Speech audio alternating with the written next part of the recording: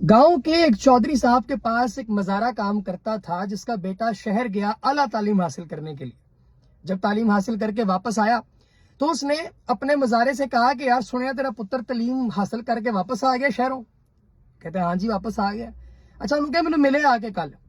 जी ठीक है।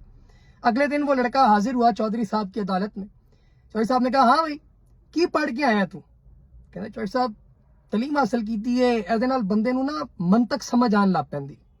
ਅੱਛਾ ਇਹ ਮੰਤਕ ਕੀ ਹੁੰਦੀ ਹੈ? ਇਹ ਚੌਧਰੀ ਸਾਹਿਬ ਤੁਹਾਡੇ ਘਰ ਕੁੱਤਾ ਹੈ? ਕਹਾਂ ਹੈ।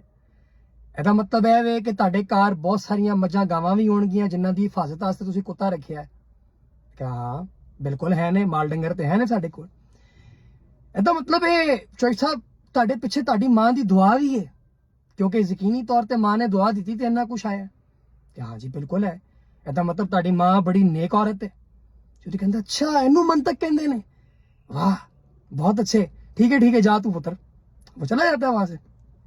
कुछ दिन गुजरते हैं तो एक और मजारा चौधरी साहब के पांव दोबारा और कह रहा है कि यार जरा गुल शरीफ का पुत्र बाहरों पढ़ के आया है शहरों।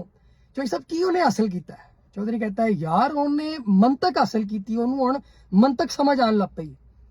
चौधरी साहब मंतक की बला है? वो कहता है कि अच्छा चल तू मैं एक गल का जवाब दे। अपने मजारे से पूछता है चौधरी तेरे घर कुत्ता है? कहता है नहीं चौधरी साहब। कहता है मतलब तेरी माँ कोई चंगी औरत नहीं। तो दोस्तों पाकिस्तान में और बिलखुसूस हमारे मुआशरे में भी जो लोग बहुत ज्यादा खुद को मंतकी समझते हैं आमतौर पे उनकी मंतक इसी जगह पे आके एंड हो जाती है। आप इस बात से कितना एग्री करते हैं मुझे कमेंट सेक्शन में बताइए।